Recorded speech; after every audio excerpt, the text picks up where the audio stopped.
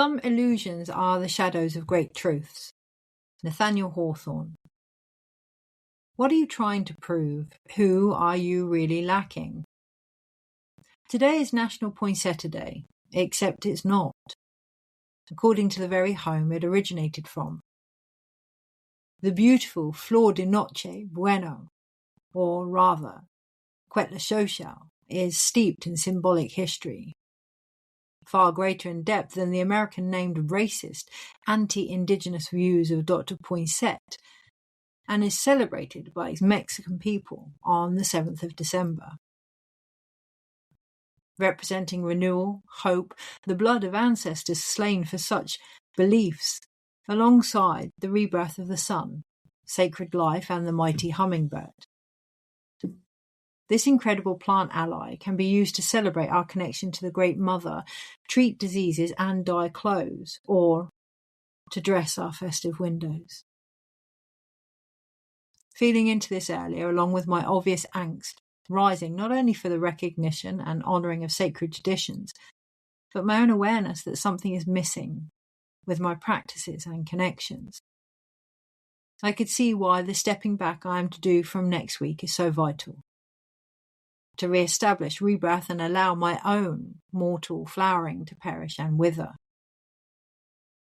It's time for me to winter and appreciate it for what it is. Going within, reflecting, dying, and returning brighter for it. Sanctifying my own presence even, something that has brought with it a huge shadow regarding worth. Feeding into this morning, shuffling the tarot for the daily dose on this 12/12 portal, reminded of this time 13 years ago. The Mayan calendar now opening us up to its next cycle. Compartmentalizing the information coming in, the insights for a reading later, guidance for today's post, my own shifts and clarity. I knew, whilst all of it was ultimately connected, there is a current underlying importance to be aware of our own individual responsibility.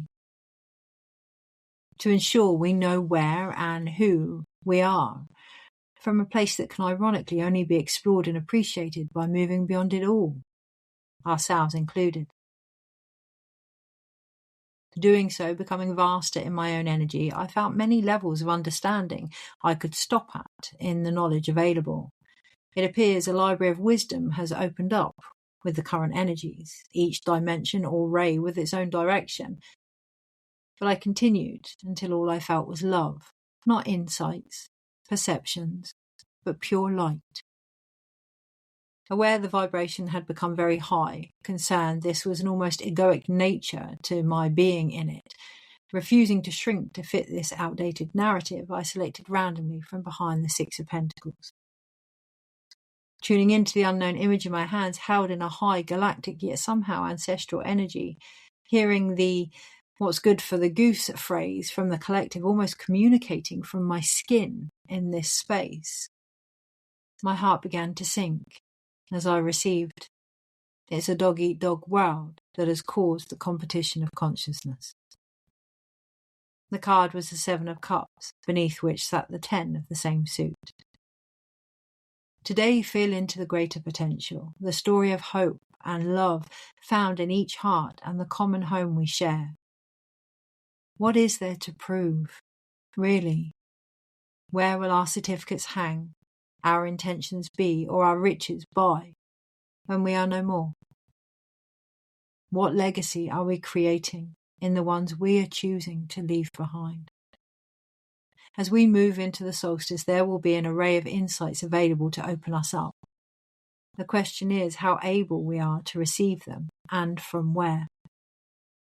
How can the wisdom gained inform our nation? May we all recognize that it is only in keeping the sacred we are being offered that we can ultimately remember what we came here to renew from within. In deepest Moon Eye, I ask you now, what if we called it what it is? You know where I am. Take care. Kirsty.